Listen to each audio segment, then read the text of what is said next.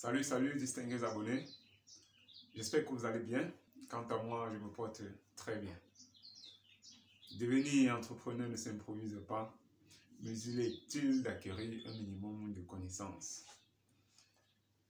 Si vous êtes nouveau sur la chaîne, n'hésitez pas de vous abonner, n'hésitez pas de commenter, de partager. Activez la cloche de notification pour ne rien manquer des vidéos futures. Alors, dans la vidéo d'aujourd'hui, je vais vous parler d'une petite expérience que j'ai vécue hier dans la ville de Douala, d'une arnaque dont j'ai été le pigeon en fait. Donc, j'ai décidé de partager avec vous cette expérience pour que bon nombre d'entre vous soient informés de ce type d'arnaque qui se fait couramment au Cameroun et sûrement dans d'autres pays de l'Afrique, peut-être dans le monde, quoi. Donc, hier j'étais à Douala, ce week-end d'ailleurs j'étais à Douala, je donnais une formation. L'histoire commence quand? L'histoire commence il y a de cela 5 jours, c'est-à-dire jeudi de la semaine passée, où je reçois un coup de fil d'un monsieur qui me dit, en fait, il recherche un certain Antoine Wamba. Je ne sais pas, je dis, ah ben non, désolé, vous vous êtes trompé de numéro. Et puis il me dit, c'est un ingénieur agronome et tout ça. Je dis, bon, je ne m'appelle pas Antoine, mais je suis ingénieur agroforestier. Il dit, ok, ça veut dire que vous pouvez m'aider. Je dis, il n'y a pas de souci. Après, il raccroche, il me dit, bon, il me rappelle, il raccroche. Et puis, 15 minutes plus tard, il me rappelle, il me dit, oui, c'est vrai, il est entré en contact avec un ingénieur, il a payé pratiquement 50 000 de frais de descente de terrain, le type n'est jamais venu sur place. Et puis, il cherche quelqu'un qui veut l'accompagner. Pourquoi? Parce que lui dispose de 16 hectares à Mouanko, dans le littoral au Cameroun, bien sûr. Donc, je dis, ben, il n'y a pas de problème, c'est les choses que j'ai l'habitude de faire, je peux vous accompagner dans votre projet. Il dit, ok, lui, il est basé à Bafoussam, à l'ouest du Cameroun, il a une entreprise de location de camions pour les transits, pour aller au Gabon, au Centrafrique, au Nigeria et au Tchad, quoi. Donc, il va me mettre en contact avec son propre fils, c'est lui qui gère ses affaires du côté de Douala, c'est lui avec qui je vais m'entendre et traiter. Donc, je dis, bah ouais, je suis basé à Yaoundé, mais bon, c'est pas grave parce que je serai d'ailleurs à Douala pour le week-end parce que je donnais la formation sur la culture de la fraise le week-end dernier. Donc, je peux vous mettre dans mon agenda de lundi, ok, sans se soucier, c'est ok. Alors, 30 minutes plus tard, on raccroche, il me dit, bon, je vais gérer tout avec son fils, contrat, les modalités de travail, quoi. Je dis, ok. Alors, 30 minutes plus tard, son fils m'appelle, il me dit, ben voilà, papa m'a passé votre numéro pour qu'on puisse travailler ensemble. On dit quoi? On dit donc à lundi matin. Je dis, ok, il n'y a pas de souci, lundi matin. Voilà donc hier, lundi matin arrive, à 7h30, on s'appelle. Il me dit, ben, vous êtes à quel niveau déjà? Je lui dis, ben, je suis au niveau de Aqua. Il me dit, bon, prenez le taxi ou la moto, vous me retrouvez à Village. C'est un quartier de Douala, bien sûr. Alors, je prends, il me dit, bon, retrouvez-moi à Comessi Village. Quand j'arrive, il me dit, bon, vous me décrivez aussi comment vous êtes habillé. Je lui décris, j'étais en habit de terrain, quoi, parce qu'on devait finir la concertation et puis aller directement sur le site voir ce qu'il y a lieu de faire, prélever les échantillons de terrain pour analyser du terre, pour analyser autres. Je dis, ok. Alors, je décris, j'ai mon casque blanc, je suis en vert, mon habit de terrain, bien sûr. Alors, j'arrive et au niveau de Comessi Village, j'appelle. Je dis, ben, je suis déjà là. Il me dit, ok. J'envoie l'enfant venir te chercher. Je dis, ok. 2 minutes après, c'est un grand gaillard qui me dépasse en âge de très loin, que j'estime être dans au moins 35-40 ans, l'intervalle de temps. Je dis, ben, premier indice qui revient dans ma tête, je me dis, mais est-ce que c'est l'enfant là, ici, comme ça, dont il parle? Si c'est lui-ci dont il dit que c'est l'enfant, lui qui envoie, il a quel âge? Et quel est l'âge du soi-disant papa qui m'a appelé et qu'il vit à Bafoussam? Parce qu'en temps les voix au téléphone, ce n'était pas des gens si vieux que ça. Ben non, je me dis, ben, c'est dans une place publique qu'on va aller s'asseoir. Il me dit, ben non, la maison est juste à côté, ça ne sert à rien d'aller s'asseoir dans une place publique. Bon, je prends quand même le risque, j'y vais. Alors, c'est quand on est en train d'aller à la maison maintenant, quelques minutes, que le soi-disant fils de papa appelle ce monsieur pour dire, oui, il est déjà là. Et il me dit, oui, nous sommes déjà ensemble. Donc, il n'était même pas encore informé que j'étais déjà là, mais il m'avait déjà récupéré. Ça, c'est aussi une chose qui a attiré mon attention. Voilà, donc on arrive dans la maison, il me dit, ben voilà, la maison ici, c'est parce que papa à Bafoussam, quand les gens prennent des camions et qu'ils ne parviennent pas à payer la location, on vient garer ici. Heureusement, je ne vois pas un si grand espace où on va garer des camions, mais j'y vais quand même par curiosité. Alors, à peine on entre, on s'assoit, lui, il arrive, il nous accueille, on entre, on s'assoit dans un salon. Lorsqu'on est assis, on se présente, dit, ben voilà, il va falloir qu'on voie dans quelle mesure travailler, il faut qu'on vous faites des analyses du sol et tout. Oui, tout ça, c'est tout un processus. Allons pas à pas. Vous avez dit que vous voulez faire si feasible. On n'a même pas encore échangé 5 minutes. Il y a un troisième individu qui entre. Tout à coup, il entre, il dit, il veut son sac pour partir. Le fils de papa, entre guillemets, lui, il entre à l'intérieur, il ressort avec un sac bien attaché, comme si c'était une caisse en fait, entassée dans le sac. Il pose là, il s'assoit. Lui, il veut partir. Tout à coup, le fils de papa, lui, il dit, mais comment tu veux partir sans me donner mon argent? Donc, vous voyez déjà, on a déjà détourné la conversation. Il dit, mais oui, maintenant, lui, il nous pose le problème. Vous voyez, ce monsieur, je l'ai porté à la frontière centrafricaine. Il y a une maman qui m'a supplié de l'amener jusqu'à Douala au Cameroun. Il voulait, il n'avait pas d'argent sur lui. Parce qu'il a dit, bon, la caisse qu'il a, il va arriver ici, le preneur va vendre ça. Et par la suite, on va lui donner de l'argent pour qu'il puisse payer. Ensuite, lorsque l'individu est placé debout avec ce sac, l'autre lui dit, mais il faut me payer avant de partir. Comment tu veux partir sans me payer? Là, il nous explique qu'il a porté depuis la frontière centrafricaine, il a géré les charges en route jusqu'à ce qu'ils arrivent à Douala. Il a près de 130 000 de dépenses. Ce matin encore, il lui a donné 5 000 pour le petit déjeuner. Maintenant, il veut partir sans le payer. Qu'il appelle la personne qui est censée venir prendre son paquet et occuper l'argent pour le payer. Quand il dit non, il va partir comme ça sans garantie. Donc, il nous pose dans le problème et puis on essaie de trouver. Je dis, mais la solution, elle est simple. Qu'il laisse, vous avez dit qu'il y a quoi dans son sac? Il y a des téléphones, c'est bien ça. On dit, ok, dans ce cas, laisse une partie de ces téléphones comme garantie. Tu vas vendre l'autre et tu reviens récupérer les téléphones. Il dit, non, c'est pas possible. Tout. Les gars, tous les embrouilles se chamaillent. Et puis le gars sort ou ouvre son sac. Il sort dans un format qu'on a saisi et puis qu'on a plastifié et lui dit, ben, voilà la garantie. Tenez, c'est la garantie. Ne lisez pas, hein, surtout ne lisez pas. Déjà, il faudrait rappeler aussi que lorsque ce monsieur est entré dans la salle et qu'il a commencé à parler comme un nordiste, parce que le papa, soi-disant, papa qui m'a appelé il y a 5 jours, il s'appelait Aladji Abdou. Conclusion, il est musulman. L'accent un peu des musulmans quand il parle français, ça identifie. Moi, j'ai directement identifié que c'était la même voix, c'était le même ton qui parlait. Mais bon, j'étais déjà au milieu de 3 individus un peu louches. Il fallait aussi sortir de là avec un certain tact, quoi.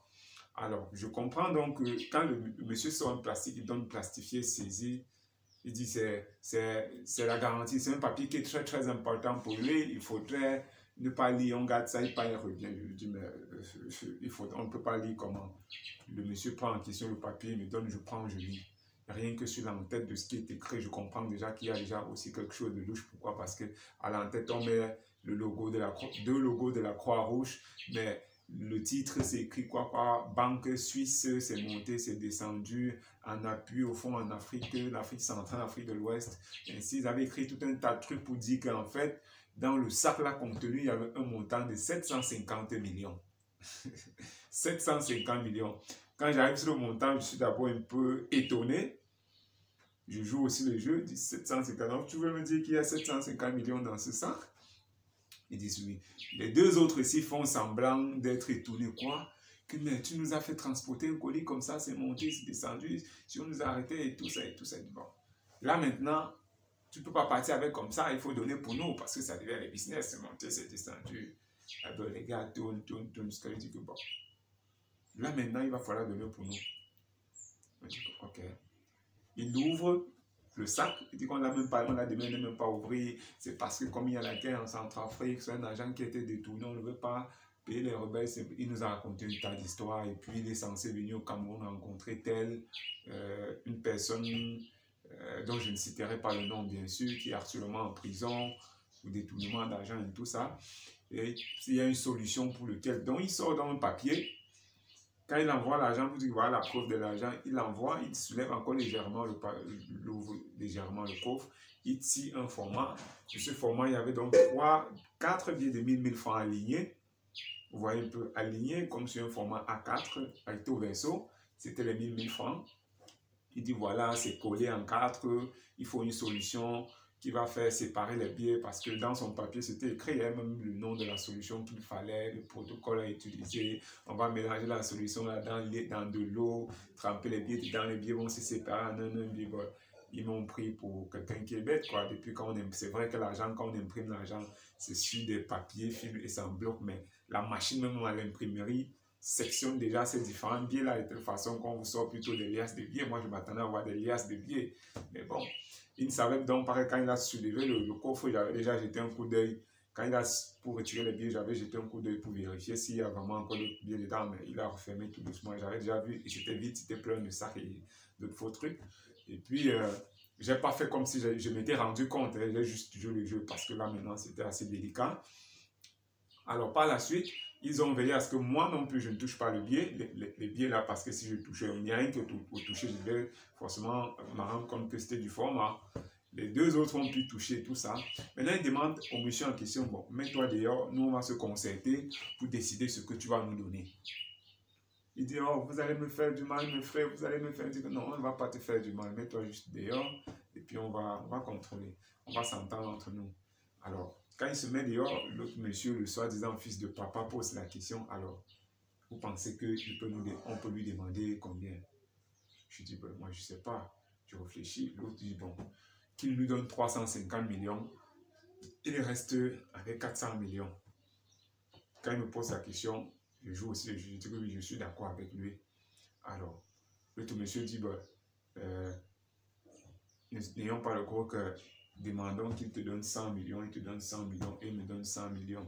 Et il nous rembourse l'argent on va cotiser pour acheter la solution là et séparer les billets. Il dit que oui, tout à fait. On le fait entrer, on lui dit, bon, quand on le fait entrer, le fils de soi-disant fils de papa de Bafoussam me demande de lui faire le bilan, le résumé de ce qu'on a décidé. Alors je joue le jeu, je dis, ben, on a décidé qu'on va cotiser. Et la solution coûtait 8 500 000. Arrondi avec tous les désagréments, on a dit, ben, 10 millions. On va cotiser les 10 millions pour acheter les solutions et séparer les billets. Et puis tu vas d'abord nous rembourser ces 10 millions. Par la suite, donc, tu vas nous donner 100 millions. Le gars dit non, 100 millions, vous voulez me finir, je vais rendre quoi, la famille s'est montée, c'est descendu. On lui met de pression, il dit ok, je vous donne 50 millions. Il dit que non, on n'est pas d'accord, on a dit comme ça, si tu parles fort, on appelle la police et ainsi de suite. Il dit bon, alors c'est pas grave. On finit par lui mettre la pression et il accepte. Maintenant, il est question de cotiser l'argent. Où est-ce qu'on trouve les 10 millions pour gérer la situation? Alors, on lui dit bon. L'autre monsieur lui dit, toi tu as combien? Le gars lui dit, lui il peut trouver 1 200 000. Il se lève, il met la main dans les poches, il sort quelques billets de 10 000 là. Et puis il dit oui, 1 200 000.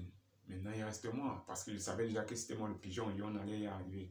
Il dit, moi je peux mettre combien? Je me mets à réfléchir, il dit, c'était vraiment pas prévu, moi je peux trouver 50 000. Le gars demande directement à l'autre gars que non, je dis, je ne sais pas, je ne sais pas. Il dit, réfléchis, même si c'est combien, ça va aider parce qu'il faut qu'on trouve cet argent. L'autre gars dit, bon, quand il demande à son frère, tu peux trouver les 1 million de où c'est lui. Il dit que non, il a ça dans son téléphone, en Orange Money. On me demande, moi, j'ai combien? Je peux trouver ma part quand tu as dit 180 000, je dis non, je peux trouver 80 000. Donc, quand il dit 50 000, ils élèvent le montant. Il dit, ok, j'ai dit 80 000, pas 180 000. Il dit, ok. Tu as ça là sur toi? Il dit, je marche avec 80 000 sur moi pour faire quoi avec lui? Je n'avais pas prévu aller quelque part, c'est posé à la maison. Donc, dès qu'on s'entend, là, je ne couche pas chercher, je reviens, on gère la suite, quoi. Je dis, ok. Maintenant, donc, on est tous d'accord sur ce que chacun va donner. C'est celui qui est censé, le centrafricain, entre guillemets, qui est censé, tout à coup, je ne sais même pas d'où il est sorti avec un tanguido. Ils sont un Tanguy d'eau. Il dit que vraiment, ce coffre d'argent, c'est la sueur de son front. On va parler un thème de confiance, comme un engagement, quoi. Et puis, chacun va parler, mettre la sueur de son front là-dessus pour que ça scelle le sort et on va se lier, monter, descendu. Bref, un tas de charabia. Il parle, il parle, il parle. Après, il boit de l'eau. Il passe au soi-disant fils de papa. Le gars sort 10 000 francs de sa poche. Il pose en dessous du taxi, du Tanguy d'eau. Il parle que non, cette opération qu'on fasse, ça marche et que personne ne passe. Le but de ce qu'il disait, c'est pour que personne ne dise rien à quiconque. Donc, quand tu sors là, tu ne dis rien à personne jusqu'à ce qu'on réalise l'opération. L'opération était de trouver la solution. Et je rappelle que la solution, d'ailleurs, il disait que la solution ne se vend que dans les raffineries et dans les ambassades, que ça ne se trouve que dans les ambassades et dans les raffineries. Ok, mais bon. Alors, il parle aussi, il boit de l'eau. Au lieu de remettre ses 10 000 dans la poche, il pose plutôt sur la table. Quand il veut me tendre directement, il dit non, il tend d'abord à l'autre. L'autre qui est assis là, celui qui est venu me chercher derrière, lui aussi sort 10 000 francs, il pose en dessous, mais il dit qu'il ne boit pas de l'eau. Il faut aussi sa part de parole. Moi, j'avais déjà compris que le but était que je sorte de là en douce. C'est d'ailleurs pour ça que j'ai dit que j'avais de l'argent posé plutôt à la maison. Alors, lui parle, il me passe le Tanguy. Je dis, déjà, moi, je ne vais pas boire cette eau. Je n'ai pas soif, je ne sais même pas d'où cette eau sort, donc je ne peux pas boire cette eau. Néanmoins, je vais parler. Il fallait jouer le jeu. J'envoie la main dans la poche directement et je sors une pièce de 100 francs. Quand je sors dans la pièce de 100 francs, tout à coup, les trois s'exclament que non, comment tu n'as pas de billet? Sors un billet, même 5 000 ou 10 000. Sors même 10 000, c'est 10 000 que ça marche. Je dis, mais vous avez dit que c'est la sueur de mon front que je devais sortir de l'argent et c'est la sueur de mon front. Ces 100 francs, c'est la sueur de mon front. Vous voyez peu, c'est la sueur de mon front. Le montant importe peu. Je dis, je raconte aussi la même ânerie qu'ils ont raconté, quoi. Du genre, vraiment, qu'on fasse ça marche, que personne ne dise rien, on garde le silence, le tralala qui va avec. Et tout à coup, comme j'ai constaté qu'on posait les hanches sur la table, c'est là où je me suis rendu compte que le but, quand il disait comme ça, le but était de t'arnaquer d'abord sur le champ. Parce que quand ils ont posé sur la table, maintenant, je vais remettre mes 100 francs dans la poche, on dit que non, on pose sur la table. C'est celui qu'on est en train de mettre la pression, qui le soit disant centrafricain, qui ramasse les autres et dit 10 000 et ma pièce de 100 francs, il arrête et dit oui, ce qu'on a dit avec le Tanguy d'eau, c'est quelque chose qui on a scellé pour que on fasse l'opération. Il donne au fils de papa qui m'a appelé, qu'il a gardé, c'est quand on va finir l'opération, qu'on va encore déceler, quoi, bref, un tas d'années. En fait, il y avait beaucoup d'incohérences dans tout ce qu'il disait que je ne peux même pas tout déballer. Il y avait tellement de choses qui ne marchaient pas, qui ne concordaient pas dans leurs propos. Quand il ressort, donc déjà même quand il entre dans une salle, je jette un coup d'œil très très vite là et je me rends compte que la chambre où il entre, c'est une salle vide. Donc en fait, la maison où on se trouve, c'est une maison qu'ils utilisent seulement pour arnaquer les gens. Alors, maintenant, dès qu'il ressort, il dit, ok, c'est bon, je cours vite, je m'en vais chercher ma part. On se retrouve toujours ici. Ouais, vous faites comme je me suis comporté avec quelqu'un qui a très bien été dupé par tout ce qui... Je ne suis pas conscient que c'est une arnaque, quoi. Parce que maintenant, on était dans une salle, dans un salon, ils sont trois vieux gaillards, je suis moi là, tout mince seul. Ça pourrait tourner autrement si je montrais très très vite dès le départ que j'avais déjà compris que c'était une arnaque dès lors où je les ai tous vus réunis. Et puis, tout à coup, donc, ils se disent, bon, il faut que j'aille vite chercher ma part, on se retrouve ici, non? Je dis, ok, il dit, non, non, non. Dès que tu trouves, tu m'appelles d'abord pour que je te donne la position, on voit comment on va gérer. Je dis que, ok. Voilà comment, quand je sors, celui qui est venu me chercher en route, celui qui dit que non, on va le raccompagner. Quand on est sur le chemin, en train de rentrer, il veut passer même avant d'arriver dans la maison, il a zigzagué dans le quartier, comme ça, tourner en rond. Mais je savais qu'on tournait déjà un peu en rond de départ, pourtant il y avait une ligne droite qui mettait jusqu'à la route principale. Au moment de rentrer, donc je dis, mais voilà la route principale, voilà comme j'ai le cam en face, le monde tout doit lui rendre directement. Donc voilà un peu comment ça s'est passé hier. Quand je rentre donc jusqu'à l'heure où je vous parle, nous sommes mardi, il est pratiquement midi, ils ne m'ont pas appelé. Vous vous rendez compte? Ça fait pratiquement 24 heures passées. Ils ne m'ont pas appelé. Aucun d'eux ne m'a appelé pour savoir que mais, tu as dit que tu allais chercher l'argent, tu ne reviens pas, pourquoi? Hein? Vous voyez donc que c'était une arnaque bien orchestrée, bien organisée, mais avec quand même beaucoup de faux dans leur récit. Si vous êtes quelqu'un qui est habitué à la vie facile, Vous voyez un peu, ils ont mis un gros montant, 750 millions sur la fiche, que dès que je vais voir ça, ça va m'intimider. Je vais croire que ma vie va changer en un seul clic. Vous voyez un peu, que j'entends qu'on va me donner 100 millions après. Ma vie fait comme ça. Et puis, ça me désoriente. On te met la pression. Et puis, si tu as l'argent sur toi, tu sors tout, tu déposes et on va te jongler. Donc, ce que je partage avec vous, c'est justement pour que chacun essaye d'être très vigilant. Encore plus, nous les entrepreneurs qui avons les numéros de téléphone tous les jours, qui affichons les numéros de téléphone dans les réseaux sociaux, Facebook, WhatsApp, parce qu'on sait qu'il y en a beaucoup d'entre vous qui écoutent nos messages, qui écoutent les conseils qu'on produit, qui écoutent nos différentes formations et ont besoin de plus d'informations ou de se lancer, qui ont besoin d'accompagnement. Ce n'est pas tout le monde qui prend nos numéros pour aller vraiment se rapprocher de nous et pour qu'on les aide. Bien au contraire, beaucoup prennent ces numéros pour tourner des scènes comme celle-ci pour pouvoir nous arnaquer en retour. Vous voyez que si j'étais un individu qui est habitué à la facilité, je devais facilement très vite tomber là parce que je devais voir peut-être 100 millions qu'on va me donner, ça devait m'étourdir et puis je ne devais plus réfléchir. Donc le message que je vais dire c'est quoi? Vraiment, sachez travailler à la sueur de votre front. Et en dépit de tout, restez toujours vigilant. Extrêmement vigilant partout où vous allez. Moi, si je n'étais pas quelqu'un qui a l'habitude d'être extrêmement vigilant, chaque fois que je sors de chez moi, je suis vigilant à tous les niveaux, à tous les détails. Parce que comme on dit, il y a l'adage qui dit, le diable se cache dans les détails. Il y a eu beaucoup d'incohérences que j'ai observées et qui m'ont alerté l'esprit de savoir que ça, c'est les arnaqueurs parce que j'étais vigilant. Si je n'étais pas vigilant et que je me concentrais juste pour l'argent, c'est vrai, on veut tous se débrouiller, on veut tous avoir beaucoup d'argent, mais restez très vigilant quand vous êtes sur le terrain, quand vous allez rencontrer des soi-disant clients, parce que tous les jours on reçoit des messages, des appels des inconnus. On ne sait pas qui est qui quand on nous appelle. On ne sait pas qui est qui quand on nous appelle.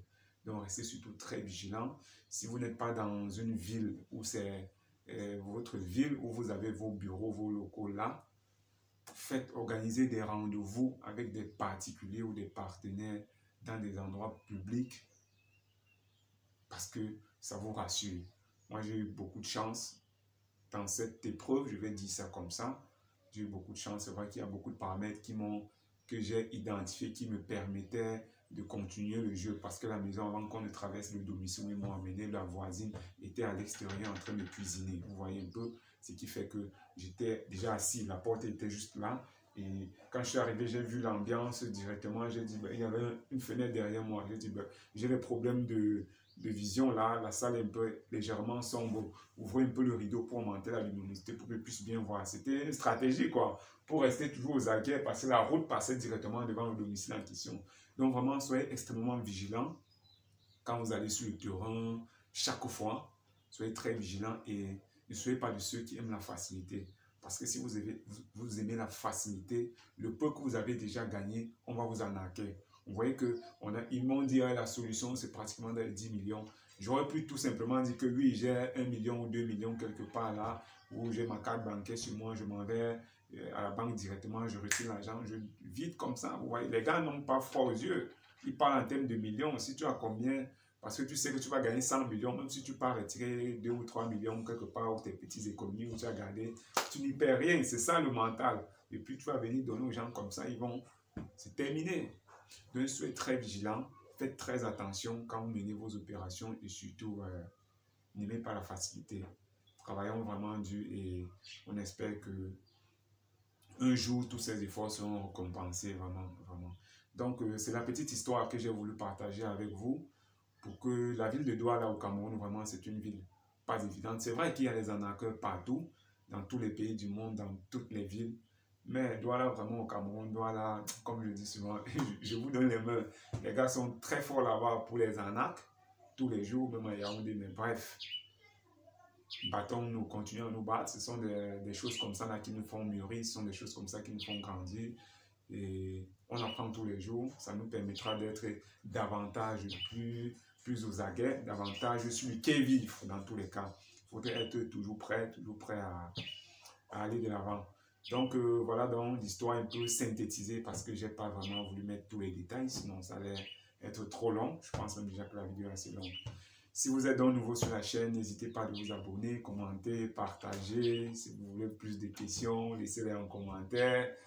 Et on espère que cette histoire va attirer plus d'un et que vous seriez davantage plus, je vais dire ça comment, plus vif quoi, plus vif à réagir et plus vif à réfléchir. Parce que là, maintenant, il fallait tout simplement que je sois aussi stratège. Un stratège pour savoir à quel niveau m'échapper de l'histoire, quoi. Ils étaient 3 et j'étais seul. Il fallait être très malin pour savoir aussi comment je vais utiliser mes cartes de sortie sans pour autant déposer aussi 10 000 au sol. Vous voyez que en réalité, j'ai juste perdu 100 francs et mon argent de taxi pour aller me rendre là-bas. J'aurais pu perdre plus si j'étais pas bête. Si j'étais bête que ça, j'étais si bête que ça, j'aurais pu perdre plus. Moi, un peu. J'avais de l'argent sur moi, mais je n'ai pas dit que j'avais de l'argent sur moi. Il y a autant de choses. Donc, on se dit à très bientôt pour de nouvelles vidéos et de nouveaux partages. Excellente journée ou excellente soirée à tous.